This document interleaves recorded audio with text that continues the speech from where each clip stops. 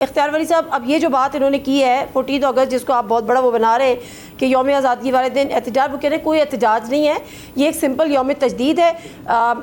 Party का झंडा भी होगा, पाकिस्तान का झंडा भी होगा, हम आज़ादी भी मनाएंगे, इस पर तो कोई एतराज़ नहीं हुकूमत को।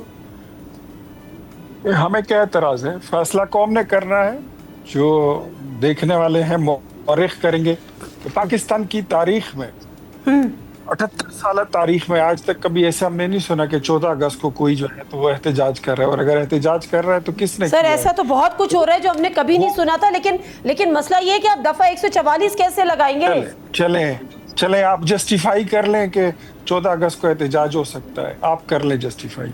नहीं, मैं बिल्कुल नहीं जस्टिफाई कर जस्टिफाई वो कह रहे हैं मैं एहतजाज कर ही नहीं रहे, वो कह रहे हैं मैं एहतजाज नहीं कर रहे। तो इन्होंने ये भी नहीं कहा, मेरे ख्याल में इतने बच्चे हम भी नहीं है, आप भी नहीं है।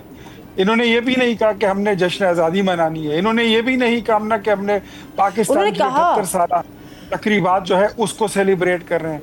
ये जो 5 अगस्त को इन्होंने किया, 5 अगस्त को क्या था? 5 अगस्त को इन्होंने आर्टिकल 370 को जो रिवोक किया था इंडिया ने, ये मोदी का बयानिया यहाँ पे गूंजाना चाहते थे। और 14 अगस्त को ये यहाँ से मैसेज देना चाहते हैं कि ये पाकिस्तान की आज़ादी के साथ नहीं खड़े हैं।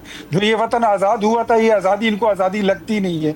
इनको वो आज़ादी अच्छी लगती है जो इनको ट्रंप दे दे, जो इनको अमेरिका दे दे, वो आज़ादी अच्छी लगती है। जो इनके इमरान के बेटे गए थे अमेरिका जाके कि हमारे बाप को अगर कोई आज़ाद बिल्कुल ठीक है तो वो सिर्फ एक ट्रंप है और कोई नहीं है। सब्सक्राइब करें और बेल दबाएं ताकि कोई खबर रह न जाए।